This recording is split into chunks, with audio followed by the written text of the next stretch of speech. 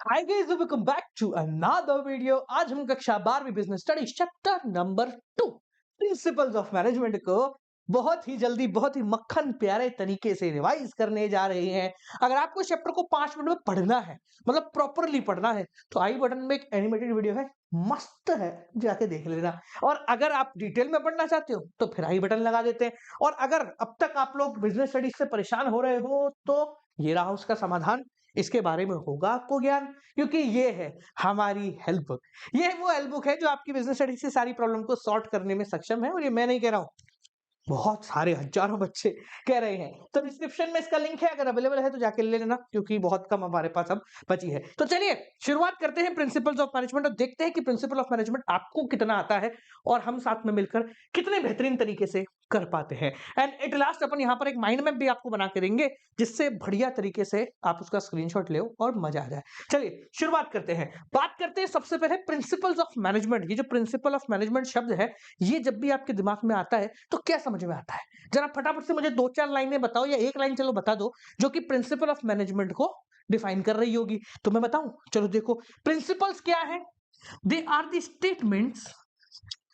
Statements of fundamental.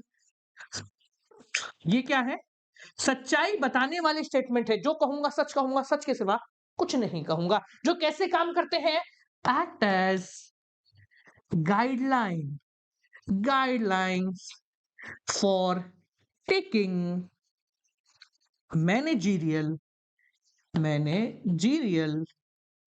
Decision. अच्छा, एक चीज याद रखो, कितने लोगों को है ना वो चाहिए PYQs की सीरीज, मुझे ना कमेंट सेक्शन में बताना। ठीक है, देखते हैं कितने लोग हैं। अच्छा, यहाँ पर ये डेफिनेशन जो है बड़े काम की है। क्यों काम की है सर? ये मैंने छोटी करके लिखी है इसको, क्योंकि जब भी आपको प्रिंसिपल्स पूछते हैं, आपको कुछ नहीं आता, तो प्रिंसिपल ऑफ मैनेजमेंट की डेफिनेशन दे दी जाती है। अच्छा, मैं आपसे एक सवाल पूछता हूँ कि सर ये प्रिंसिपल ऑफ मैनेजमेंट जो है ना, इनको बनाने के क्या स्टेप हैं? 2 स्टेप हैं, जरा बताओ मुझे। फटाफट दिमाग में याद करो। 2 स्टेप है, मैं यहां पर लिख देता हूं। What are the steps required to make principles of management? ठीक है, इसको यहां से मिटाते हैं, 2 ही है ना, यहां लिखते हैं। ठीक है, ये रहे। फटाफट बताओ मेरे को, 2 स्टेप्स इन्वॉल्व। ठीक है, लिखे देखो, स्टेप्स इन्वॉल्व्ड इन मेकिंग। फटाफट बताइए, 2 स्टेप हैं, कौन से? मैं बता देता हूं, चलो। पहला हो गया डीप ऑब्जर्वेशन। डीप ऑब्जर्वेशन यानी कि बार बार देखना पड़ा था। और सेकंड क्या है डीप ऑब्जर्वेशन के बाद? दूसरा तो बता, रिपीटेड एक्सपेरिमेंट। बहुत बढ़िया बेटा, रिपीटेड एक्सपेरिमेंट। यानी प्रिंसिपल्स ऑफ मैनेजमेंट जो है वो डीप ऑब्जर्वेशन के बाद और रिपीटेड एक्सपेरिमेंट के बाद बनाए गए थे। अच्छा, इसके फीचर्स के बारे में बात करें। ओहो, Hyundai वाले क्या कह रहे हैं मेरे को? अच्छा, ठीक है, चलो कोई बात नहीं। हाँ, तो इसके फीचर्स की बात करें तो देखो, फीचर्स तो इसके वैसे हैं 7-8 के आसपास होंगे। तो तुम्हें ना 4-5 याद रखने होते हैं। तो मजा पर मुझे दिमाग लगा के बताओ कि कौन कौन से फीचर्स हैं जो कि तुम्हें याद हैं। देखो, याद हमें सब होता है, याद हमें सब होता है, हम भूलते कुछ नहीं, बस तुझे नहीं पता कि तुझे याद है। याद कर जरा, प्रिंसिपल ऑफ मैनेजमेंट के फीचर्स कैसे दिखते हैं, ये कैसे होते हैं ये फीचर्स। फीचर्स हो गए, कैरेक्टरिस्टिक्स हो गए, सब एक ही बात है, डरने की कोई भी जरूरत नहीं है। मैं बताऊं, चलो 4-5 अपन बताते हैं, बाकी तेरे दिमाग का उपज। पहला, ये क्या है, यहीं से निकल जाता है, ये देखा, गाइडलाइन। तो ये लिख सकते हैं अपन, बेसिक एंड जनरल गाइडलाइंस होती हैं सर। ये क्या होती हैं? गाइडलाइंस होती हैं सर ये। ठीक है। अच्छा, इसके बाद सेकंड बता, एक बार सोच के बता, क्या है, क्या कर सकते हैं सर? ये मदद करती है मैनेजमेंट की, हेल्प्स इन मैनेजमेंट की मदद करती हैं। और क्या है? और 1-2 फीचर बताए। फ्लेक्सिबल होती हैं। कैसी होती हैं? फ्लेक्सिबल होती हैं। एक और बता दे कि लिखा हुआ, यही लिखा हुआ है, लिखा हुआ है, क्या है? Formed by practice and experiment.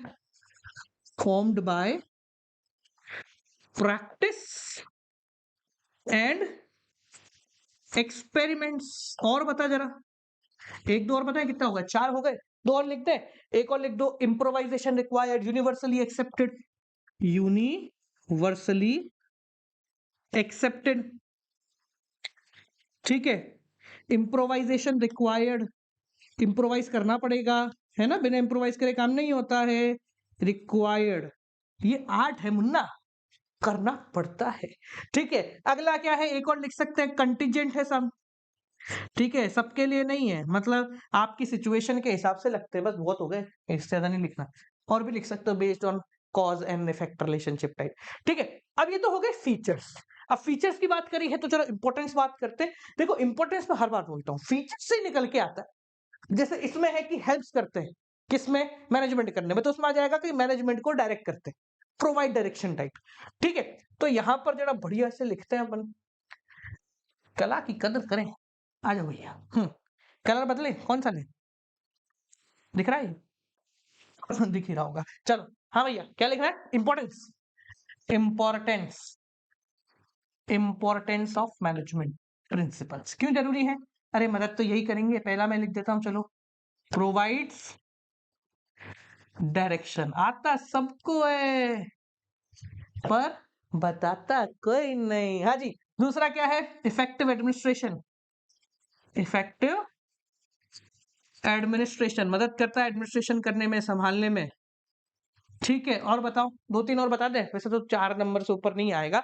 ठीक है, एक वही अपना हारे का सहारा, ऑप्टिमम यूटिलाइजेशन हमारा, ऑप्टिमम यूटिलाइजेशन ऑफ रिसोर्सेस। ठीक है, ये भी लिख सकते हो।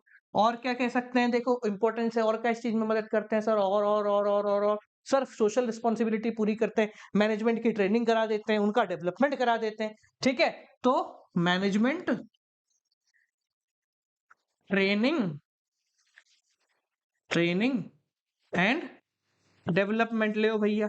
और बोलो जरा, एक और लिख दें, फुलफिलिंग सोशल रेस्पॉन्सिबिलिटी। ये एग्जैक्ट ऐसे नहीं लिखना है आपको, थोड़े बहुत ऊपर नीचे हो सकते हैं, पर कोर आपका यही रहेगा। ठीक है, चलो बहुत बात हो गई प्रिंसिपलों की, जरा प्रिंसिपल बनाते हैं, मतलब एक्चुअल में जो फेयोल बाबा है, टेलर बाबा है, उनके प्रिंसिपल देखते हैं। और आज मैं ना कोशिश करता हूं कि आप लोगों को जब अपन प्रिंसिपल की बात करेंगे तो कुछ शॉर्ट एंड बताया।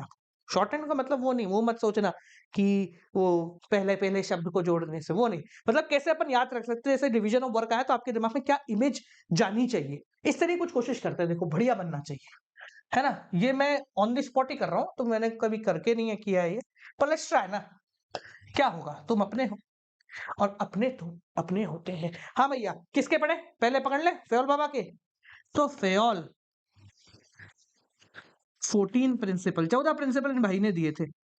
ठीक है, ये मैनेजमेंट ओरिएंटेड ज्यादा प्रिंसिपल देते थे, साइंटिफिक वाइंटिफिक इनका ज्यादा लॉजिक था नहीं। ठीक है, तो फेयोल के प्रिंसिपलों को सीक्वेंस में आपको याद नहीं रखना है, तो इस बार में इस बारे में क्लियर हो जाए कि you are not required to remember them in sequence, है ना? कुछ लोग करते हैं। अब इससे रिलेटेड क्वेश्चन कैसा आता है? क्वेश्चन ऐसा आएगा कि आपको एक सीन दे देंगे, कोई केस दे देंगे और पूछेंगे यहाँ पे कौन सा प्रिंसिपल लग रहा है। ठीक है, तो आपको पहचानना आना चाहिए कि हाँ ये वाला प्रिंसिपल यहाँ पर लग रहा है। एक एक करके बात करते हैं। सबसे पहला पकड़ते हैं first principle, principle of division of work, काम को बांट दो। इसको कैसे अपन याद करें? देखो ऐसे करते हैं, ये आपका पूरा काम है, इसको छोटे छोटे टुकड़ों में बांट देना। ये है principle of division of work, यानी कि पूरे काम को छोटे छोटे टुकड़ों में बांट दो और जिसके मत्थे जो काम आ रहा है वो कर दो। चलो दूसरा प्रिंसिपल बताओ क्या था? मैं नाम लिख रहा हूं, तुम बताना क्या था। Principle of authority and responsibility, सीबीलिटी। बताओ क्या था? क्या था? जिसको जितनी ताकत है उसको उतनी जिम्मेदारी देनी पड़ेगी। तो इसको याद रखने के लिए आप है ना एक ऐसा तराजू टाइप कुछ बना सकते हैं। ठीक है, जो कि क्या है? बैलेंस है। यहाँ पर अथॉरिटी है और यहाँ पर रेस्पॉन्सिबिलिटी है। देखो ये अलग से निकल के आ रहा है, मतलब मैं कुछ नहीं कर रहा हूँ, तो पहले से मैं प्रैक्टिस नहीं करके आया हूँ उसकी।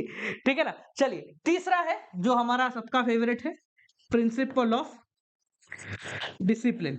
अब प्रिंसिपल ऑफ डिसिप्लिन का मतलब तो आपको और मेरे को सब पता है। यहाँ पर सिर्फ ऑर्डर फॉलो करना नहीं होता, एक चीज और होती है, क्या? कमिटमेंट भी होना जरूरी है ना, तो इसमें दिमाग लगाना की जरूरत नहीं। चौथा है बिना वजह डायग्राम नहीं बनाएंगे, अपन मजदूरी नहीं करेंगे, दिमाग लगाएंगे तब काम बनेगा।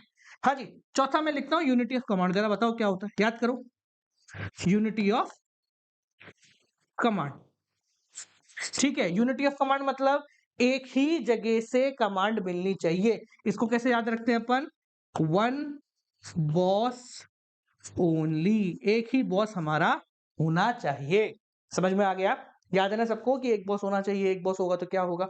अच्छा इसमें ना तुम्हारी किताब में दो तीन चीजें और है, कि भाई ये बताओ सर कि क्या कहते हैं, इसको होने से क्या होगा और नहीं होने से क्या होगा, तो वो सब में सेम होता है, तुम अपने हिसाब से लिख सकते हो, कोई ऐसा उसमें बाउंडेशन नहीं है। ठीक है, सबके होने से क्या होगा, अच्छा काम चलेगा, नहीं होने से क्या होगा, केओस हो जाएगा, काम काम बिगड़ जाएगा। ठीक है, चलिए पांचवा प्रिंसिपल कमांड हो गया, तो अगला प्रिंसिपल अपन डायरेक्शन ले लेते हैं, है ना, यूनिटी ऑफ डायरेक्शन। ठीक है, डायरेक्शन, और ये क्या है, सिंग वन गोल ओनली, है ना, वन गोल कर लो, वन गोल ओनली। ठीक है, यानी कि सब जो है वो एक ही लक्ष्य को पूरा करने के लिए आगे बढ़ेंगे, अलग अलग लक्ष्य को पूरा नहीं करेंगे। ठीक है, ऊपर वाले में था एक ही बॉस डायरेक्शन देगा, दूसरा है जो वो डायरेक्शन देगा वो भी एक ही गोल को पूरा करने के लिए होगा। ठीक है, अगला देखते हैं, अगला क्या है, ये लो, अगला है आपका सबऑर्डिनेशन। सबऑर्डिनेशन, सबऑर्डिनेशन का मतलब क्या होता है, मिलाना of individual interest with general interest, general ये लिख देते हैं यार, इंटरेस्ट। ठीक है, ज्यादा बड़ा हो जाएगा, है ना। हाँ हाँ भैया, तो इंडिविजुअल इंटरेस्ट को जनरल इंटरेस्ट से मिलाना, क्या याद आ रहा है तुमको, बस वही बनाना है। ठीक है, तो ये हो गया योर इंटरेस्ट, और ये हो गया फर्म इंटरेस्ट। ठीक है, तो यानी कि आपका जो इंटरेस्ट है, यानी आप जो चाह रहे हो, कुछ ऐसा तरीके से डिजाइन करो कि फर्म भी वही चाहे, जैसे आप क्या चाह रहे हो, पैसे मिलना, फर्म भी चाह रही है ज्यादा आउटपुट होना, तो दोनों को मिला लो कि भाई ज्यादा काम करोगे तो ज्यादा पैसे मिलेंगे, तो ज्यादा काम करोगे तो फर्म का काम हो गया, ज्यादा पैसे मिलेंगे तो आपका काम हो गया, यानी कि आपके गोल के अंदर ही फर्म का गोल मिल जाए। ठीक है, यानी कि फर्म के लिए काम कर रहे हो, अपना लक्ष्य ऑटोमेटिकली पूरा हो रहा है। ठीक है, चलिए सातवां है principle of remuneration of personnel, ऐसा करते हैं इसको, रिम्यूनरेशन ऑफ पर्सोनल्स। ठीक है, यानी कि सिंपल भाषा में क्या है, सही तनख्वाह, इसको इतना सिंपल ही रहने दो, ज्यादा दिमाग नहीं लगाओ। ठीक है, कि हमें क्या मिलनी चाहिए, सही तनख्वाह मिलनी चाहिए, सही पेमेंट हमें मिलनी चाहिए, ऐसा नहीं कि हमारे साथ धोखा कर दिया जाए और पेमेंट जो है वो खराब कर दी जाए। ठीक है, कि भाई मेल फीमेल में डिस्क्रिमिनेशन कर दिया या किसी और तरीके से कर दिया। ठीक है, अगला जो प्रिंसिपल है उसको तो हम सब एक ही चीज के हिसाब से जानते हैं, वो है principle of scalar chain, scalar chain. ठीक है, तो प्रिंसिपल ऑफ स्केलर चेन अगर आपके सामने आ जाए तो आप कैसे बनाओगे उसको, ऐसे ही बनाओगे सारे, ये लो, A B C D E F G. ये क्या कहता है बेटा, ये कहता है कि इंफॉर्मेशन इसी फ्लो में जानी चाहिए, है ना, इंफॉर्मेशन का फ्लो कुछ ऐसा ही रहना चाहिए, सबके पास से इंफॉर्मेशन होके गुजरनी चाहिए, और in case of emergency same level पे क्या होना चाहिए, इंफॉर्मेशन पास हो सकती है, इस डिपार्टमेंट की डायरेक्टली इस डिपार्टमेंट से बात कर सकता है, इसको बोलते हैं गैंग प्लैंक। ठीक है जी, चलिए 8 हो गए, 6 और बाकी है बस। यार क्या छोटे से चैप्टर बनाते हैं ये लोग, मुश्किल नहीं देते कुछ भी, हम 12वीं वाले हैं यार, थोड़ा मुश्किल तो दो। हाँ भैया, अगला प्रिंसिपल है centralisation and decentralisation. Centralisation and decentralisation. ठीक है, सेंट्रलाइजेशन कहता है concentration of power in few hand, ताकत को कुछ ही लोगों के बीच में रखो। डिसेंट्रलाइजेशन कहता है कि सबके बीच में पावर बांट दो। ठीक है, सेंट्रलाइजेशन कहता है I am the only boss, मैं ही मालिक, सिर्फ मैं ही मालिक हूं। डिसेंट्रलाइजेशन कहता है सब थोड़े थोड़े डिसीजन ले सकते हैं, ले सकते हैं। ठीक है, ये कहता है डिसेंट्रलाइजेशन। तो फेयर बाबा ने क्या कहा कि भाई ना तो कंप्लीटली सेंट्रलाइज हो ना कंप्लीटली डिसेंट्रलाइज हो, मिक्सचर बना लो दोनों का, बढ़िया तुम्हारे से काम करेंगे। ठीक है, इसका डायग्राम भी बनाना चाहो तो ऐसे बना लो, खिचड़ी सी बना दो। ठीक है, ये और ये हो गया तुम्हारा सेंट्रलाइजेशन, ये हो गया डिसेंट्रलाइजेशन। तो फेयर बाबा ने क्या करा, दोनों को मिक्स कर दो ऐसे ले जाके। ठीक है जी, चलिए क्वेश्चन नंबर, या क्वेश्चन क्या क्या हो रहा है, मेरे को पीवाई की शूट कर रहा हूँ मैं अभी। ठीक है ना, अभी तुम जब ये बात कर रहे हो पीवाई की शूट कर रहा है तो क्वेश्चन नंबर दिमाग में आ रहा है, चीटिंग बता दी मैंने तुम्हें। Principle of order, principle of order का मतलब क्या है, ऑर्डरली, ऑर्डरली अरेंजमेंट बेटा, जैसे staff room, principle room, room, store room, ये कहता है प्रिंसिपल ऑफ ऑर्डर, यानी कि सब चीजों का ऑर्डरली अरेंजमेंट हो, हर चीज के लिए एक स्पेसिफिक जगह हो। स्टाफ यहाँ मिलेगा, प्रिंसिपल सर यहाँ मिलेंगे, स्टोर का सामान यहाँ मिलेगा। ठीक है जी। अगला है प्रिंसिपल ऑफ इक्विटी। क्या है? प्रिंसिपल ऑफ इक्विटी, यानी equal and just treatment to everyone. ठीक है, सब सेम है। ठीक है, गलती अगर मालिक भी करेगा तो वो गलती कहलाएगी। समझ में आ गया ना? ऐसा नहीं मालिक ने करी तो गलती नहीं कहलाएगी, गलती तो गलती होती है भैया, केस लगा तो लगेगा तेरे पे भी। ठीक है, अगला है प्रिंसिपल ऑफ स्टेबिलिटी, लिखते हैं stability of tenure of personnel, यानी कि रोक के रखो, भागने मत दो, बार बार इसके ट्रांसफर नहीं करने हैं, बार बार इसका प्रमोशन नहीं करना है, एक जगह रोक कर, रोक ROKH, रोक कर रखो, ज्यादा बड़ा हो गया, रखो। ठीक है, ये कहलाता है हमारा stability of tenure of personnel. तो और रह गए, तीसरा है प्रिंसिपल ऑफ इनिशिएटिव। ठीक है, ये कहलाता है सेल्फ एफर्ट, ये कहलाता है सेल्फ एफर्ट। याद आया कि भैया हम भी कर सकते हैं, तुम दिमाग लगाओ, तुमको भी इनिशिएटिव लेना पड़ेगा, तुम्हें भी काम के प्रति उतना ही जागरूक होना पड़ेगा। तो फेल बाबा कहते हैं कि भैया इनिशिएटिव लेने के लिए फोर्स करो उनको कि भाई तुम भी आइडिया दो, तुम्हारा आइडिया सफल हुआ तो तालियां बजवा देंगे, थोड़ा गिफ्ट दे देंगे। ये फेल बाबा कहते हैं। 14वां प्रिंसिपल तो सबको ही पता है, क्या है? स्पिरिट दी कॉप्स। बताओ इसको कैसे लिखें, कैसे लिखें बताओ जरा, फटाफट बताओ एक बार, चल चलो।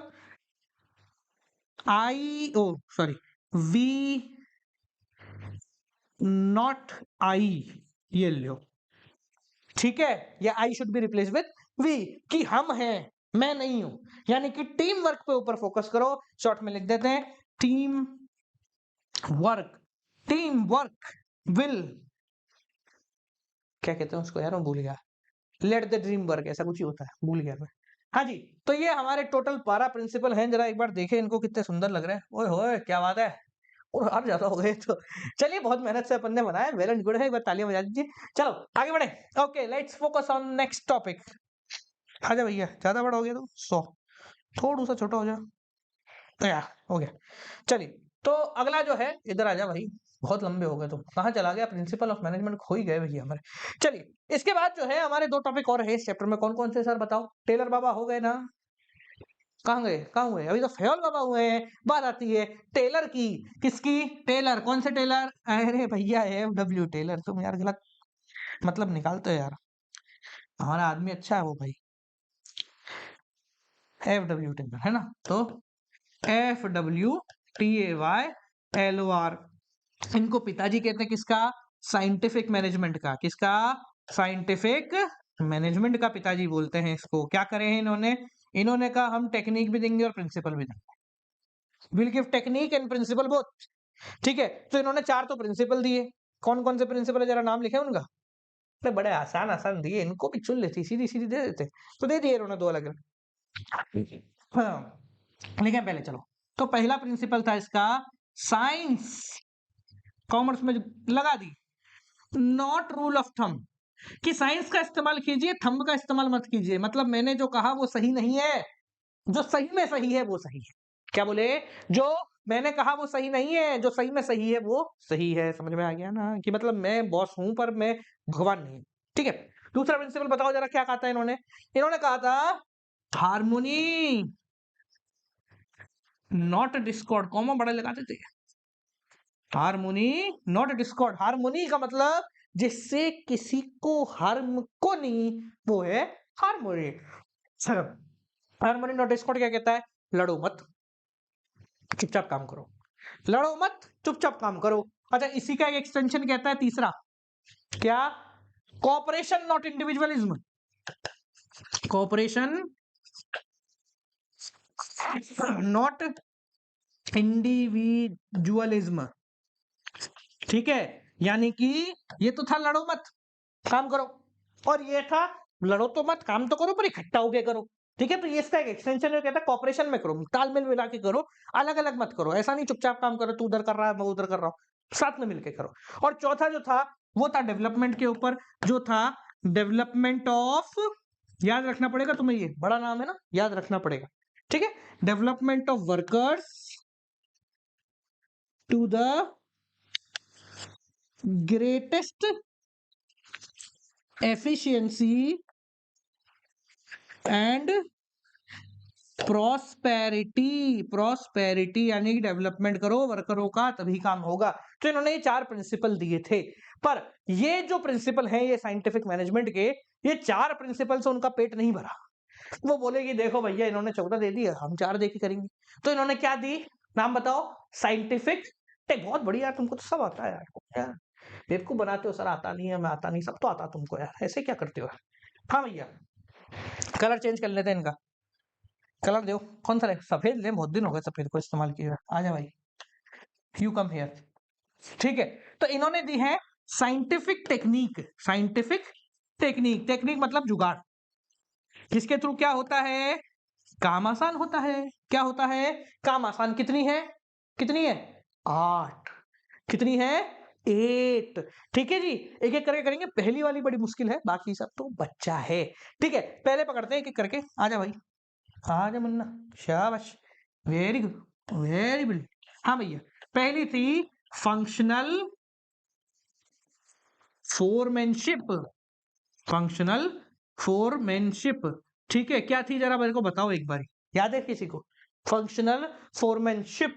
स्पेलिंग गलत है ना, हाँ एफ ओ आर ई होना चाहिए। हाँ, तो फंक्शनल फोरमैनशिप कह रहा, क्या कह रहा था, इसने कहा था कि भैया पूरी ऑर्गेनाइजेशन को 2 टुकड़ों में बांट दो। कौन कौन से टुकड़े थे जरा नाम बताओ। एक था प्लानिंग डिपार्टमेंट, और एक होना चाहिए तुम्हारा एग्जीक्यूशन डिपार्टमेंट। एग्जीक्यूशन डिपार्टमेंट एक जुगाड़ करेगा, प्लान करेगा, दूसरा उसको एग्जीक्यूट करेगा। सब में 4-4 हेड बना दिए इन्होंने। नाम बताइए। पहला हेड प्लानिंग का क्या था, उसका नाम था रूट क्लर्क। क्या नाम था, रूट क्लर्क। इसको यहां से मिटाना पड़ेगा, क्लर्क। इसका काम क्या था भैया, रूट क्लर्क है तो रूट डिफाइन करेगा, यानी सीक्वेंस ऑफ जॉब ये डिफाइंड कर रहा होगा। ठीक है, दूसरा नाम क्या दिया, दूसरा बोला रूट हो गया, अब इंस्ट्रक्शन तो देने के लिए कोई प्लान बनाओ, तो नाम दिया इंस्ट्रक्शन कार्ड क्लर्क, यानी ये इंस्ट्रक्शन का कार्ड डिजाइन करेगा। ठीक है, कैसे इंस्ट्रक्शन देना है, काम कैसे होगा, ये सब चीजें ये भैया डिजाइन करेगा। ठीक है, इंस्ट्रक्शन भी दे दिए। अब तीसरा काम क्या बना, बोले एक ऐसे व्यक्ति को बिठाओ जो क्या देखेगा, समय कितना लगना चाहिए और खर्चा कितना लगना चाहिए। तो नाम पड़ा इसका route time and cost clerk. और बोले इन सब के साथ एक व्यक्ति को और बिठाओ जो सब कुछ ध्यान में रखने के लिए करेगा, जिसको हम बोलते हैं डिसिप्लिन, सॉरी भाई लोग को थोड़ी तबीयत खराब है। हाँ जी, डिसिप्लिनेरियन। ठीक है, जो कि क्या देखेगा, डिसिप्लिन से काम हो रहा है या नहीं हो रहा है, ऑर्डरली जॉब परफॉर्मेंस हो रही है नहीं हो रही। ये 4 लोग क्या करेंगे, सिर्फ बैठ के प्लान बनाएंगे, करेंगे कुछ नहीं। करने का काम जो बेसिक फैक्ट्री में होगा वो दूसरा डिपार्टमेंट करेगा, जिसका काम है, मतलब एक्चुअल जो काम है ना दो और ही कर रहा है। ठीक है, थोड़ा ऊपर बना, इतनी सारी जगह खाली पड़ी, किस काम को पड़ी है, बेवकूफ बनाते तुम हमें। यहाँ बनाओ, लो ये लो, हाँ इतनी सारी जगह खाली है हमारे पास, नीचे आ जाए, है ना जगह, है ना, हाँ है ना यार, ऐसी क्या बात करते हो। हाँ भैया, क्या नाम था, प्लानिंग हो गया तो एग्जीक्यूशन डिपार्टमेंट कर लेते हैं। एग्जीक्यूशन डिपार्टमेंट, तो एग्जीक्यूशन डिपार्टमेंट के अंदर भी 4 बनाए। अभी थोड़ा सा फैक्ट्री लेवल के आ गए, तो थोड़ा सा इनको बॉस बॉस नाम वाम में से दिया गया। ठीक है, सबसे पहला आदमी था गैंग का बॉस। गैंग के बॉस का क्या काम होता है बेटा, गैंग के बॉस का काम होता है रिसोर्सेज ऑर्गेनाइज करना, मतलब जुगाड़ करना, सारे रिसोर्सेज लेकर आना। ठीक है, ये ले आएगा।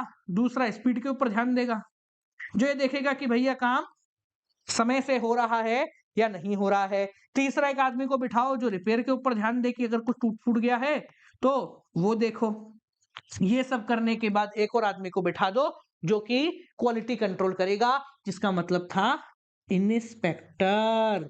ठीक है भैया, तो ये 4 इन्होंने एग्जीक्यूशन में बताए थे। तो पहली टेक्निक थी कि तुम परेशान मत हो, कौन कैसे करेगा, 4 इधर बिठा दो 4 इधर बिठा दो, ये सब अपना अपना काम चुपचाप बढ़िया तरीके से कर लेंगे। ठीक है जी, ये मेरे को हल्का क्यों लग रहा है? सब बढ़िया है? सब बढ़िया है। ठीक है ना? अच्छा ये अच्छा जब ये मूव करता है ना तो कलर इसका डार्क होता है, मैंने आज नोटिस किया। अब कलर हल्का हो गया। ये लाइट बंद हो गई इसकी। चलिए, हाँ भाई, सेकंड बेहतरीन खोज थी मेरे द्वारा, शानदार खोज करी मैंने आज। ठीक है, हाँ भैया, फंक्शनल फॉर्मेनशिप के बाद दूसरा काम किया, इन्होंने कहा स्टैंडर्डाइजेशन कर दीजिए, स्टैंडर्डाइजेशन एंड सिंप्लीफिकेशन, सिंप्लीफिकेशन किसका? वर्क का। स्टैंडर्डाइजेशन का मतलब क्या होता है? मतलब सब चीजें स्टैंडर्ड हो जाए बिल्कुल ही। जैसे फोन होता है ना भाई, आईफोन 16 प्रो मैक्स जो आपके हाथ में दिख रहा है, वो डब्बे वाला भी सेम टू सेम ही होगा, सब कुछ उसमें सेम ही लगेगा। तो क्वालिटी स्टैंडर्ड मेंटेन करो हर जगह। ठीक है, क्वालिटी स्टैंडर्ड मेंटेन करो। ठीक है, और सिंप्लीफिकेशन का काम क्या था? Remove unnecessary diversification. अरे सर, इतना भारी शब्द दे दिया, क्या बोले हम? डाइवर्सिफिकेशन, इसलिए बोलते किताब ले लो। ठीक है, हाँ, हेल्प बुक जिन्होंने नहीं लेना, ले लेना जाके, जीवन भर खुश रहोगे। मतलब इन शॉर्ट 50 तरीके का सामान मत बेचो, 3-4 तरीके का बेच दो, खुश रहो। आईफोन करता है ना, वो क्या करता है भैया, हम हर साल 2-3 मॉडल ही निकालेंगे फिक्स है, और 3 साल 4 साल पुराने मॉडलों को हटाते रहेंगे, हम रखेंगे ही नहीं ज्यादा स्टॉक। तो कम सामान बेचो पर बढ़िया तरीके से बेचो। ठीक है, वेराइटी कम रखो। वो करता है अपना क्या नाम है, मैकडी करता है, 10-20-30 ही चीजें हैं, उसके पास ज्यादा कुछ है नहीं।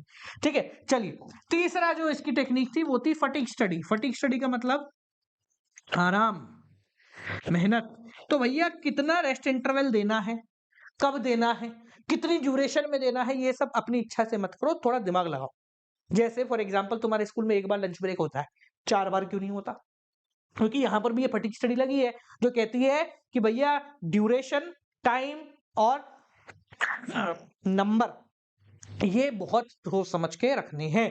जैसे अगर कोई मेहनत वाला काम है तो हर 2-2 घंटे में छुट्टी मिलनी चाहिए, आधे-आधे घंटे की, ताकि रिकवरी हो जाए। दिमाग वाला काम है तो एक बार ही छुट्टी दे दो। तो हमारे टेलर बाबा ने क्या बोला? टेलर ने बोला फटीग स्टडी करो, और उससे हिसाब से जितनी छुट्टियां निकल कर आए वो छुट्टी आपको देनी है। तीसरा जो स्टडी था वो उन्होंने कहा, तीसरा हो गया ना, चौथा मेथड स्टडी। मेथड स्टडी का मतलब क्या है? किस तरीके से काम करना है, कौन से मेथड से काम करना है, वो देख के करो। मतलब रूल ऑफ थंब के थ्रू मत करो। इन शॉर्ट, सारे मेथडों को एक साथ रखो, उनमें से जो सबसे सही लग रहा है उसको यूज करो, फिर काम होगा। ठीक है, अगला काम क्या बोला इन्होंने? कहा एक और स्टडी करनी चाहिए तुमको, जो है टाइम स्टडी। टाइम स्टडी मतलब एक काम को करने में कितनी देर लगती है ये देखिए, और उसके बाद काम कीजिए। जैसे आप मान लो अकाउंट्स कर रहे हो, तो अकाउंट्स करते समय तुमने देखा कि एक क्वेश्चन को करने में कितना समय लगता है और कितना लगना चाहिए, उसके हिसाब से तुम कर रहे हो, तो ये हो गया टाइम स्टडी। ठीक है, अगली कौन सी थी जरा बताओ? उसका नाम था मोशन स्टडी। मोशन स्टडी क्या कहती है? वो उसका मेन गोल था रिमूव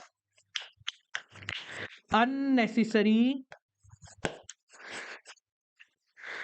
मूवमेंट्स, यानी कि भैया ऐसे मूवमेंट को हटा दो जो कि फालतू में हो रहे हैं। जैसे पानी का बाटला रखा है कितना, 2 कमरे दूर, तो अब बार बार व्यक्ति जाएगा 2 कमरे दूर पानी लेके आएगा, इससे अच्छा पानी का बाटला यहीं रख दो, टाइम बचेगा। तो अननेसेसरी मूवमेंट को हटा दो, जिसको कहते हैं अनप्रोडक्टिव मूवमेंट। ये करो, पूरा देखो कितने मूवमेंट है, उनमें से प्रोडक्टिव अनप्रोडक्टिव करो, अनप्रोडक्टिव वालों को हटा दो, जुगाड़ करके सही चलाओ। सातवां था differential piece wage rate system. ये आपके आता है डिफरेंशियल पीस, मतलब per piece payment wage rate system. इसमें क्या बोला इन्होंने? बोला, क्या बोला जरा बताओ मेरे को, क्या बोला था? क्या बोला था? हाँ, याद आ गया। क्या बोला था? अरे मैं कह रहा हूँ तुमको सब याद है, तुम मानते नहीं हो। हाँ, differential piece wage rate system क्या कह रहा था? वो कह रहा था कि भैया जो व्यक्ति अच्छा काम कर रहा है, बेहतरीन काम कर रहा है, उसको ज्यादा पैसे दो पर यूनिट, और जो कम काम कर रहा है उसको कम पैसे दो। इससे कम वाला जो है ना वो ज्यादा की तरफ भाग जाएगा, मतलब मजा आ जाएगा। सिंपल भाषा में बोले तो एफिशिएंट लोगों को ज्यादा पैसा दो, एंड नॉन एफिशिएंट लोगों को कम पैसा दो। अगर आप एफिशिएंट हो, मान लो तुमने बोला 100 का टारगेट है, जो 100 से ऊपर बनाता है उसको 10 रुपए पर प्रोडक्ट दे दो, और जो 100 से नीचे बनाता है उसको 7 रुपए ही दो। तो हर आदमी सोचेगा 100 से ऊपर बनाना है। ठीक है, और अंतिम फाइनल क्या है? फाइनल है आपका, ये लो इसको यहां लिखते हैं, मेंटल रिवॉल्यूशन। भैया इन्होंने बोला देखो सब चीजें सही है, पर एट द एंड काम तभी होगा, फायदा तभी होगा जब वर्कर और मैनेजमेंट दोनों भाई-भाई बनेंगे। मतलब दोनों एक-दूसरे की इज्जत भी करेंगे और साथ-साथ में दोनों एक-दूसरे के साथ काम करने को राज़ी भी होंगे। लड़ते मरेंगे ना तो काम नहीं होगा। तो ये 8 टेक्निक थी जो कि हमारे टेलर भाई साहब ने दी हैं। तो मान लो ये आपका पूरा चैप्टर समाप्त हो गया। ज़रा देखें एक बार क्या बनाया हमने। मतलब बहुत सारा ही बना दिया आज तो। अरे भैया! अरे वाह! वाह! क्या बनाया है। क्या बनाता हूँ मैं। ठीक है। ओके, सवाल कोई आपका पूरा का पूरा चैप्टर ये रहा। एक बार इसके साथ स्क्रीनशॉट ले लेते हैं बढ़िया सा 1 2 3 4। ठीक है, चलिए मिलते हैं आप लोगों से अगली वीडियो के साथ। कोई दिक्कत कोई परेशानी हो तो ज़रूर बताएँ और बाकी सभी चैप्टर को भी इस तरीके से कराया हुआ है। तब तक के लिए नमस्कार।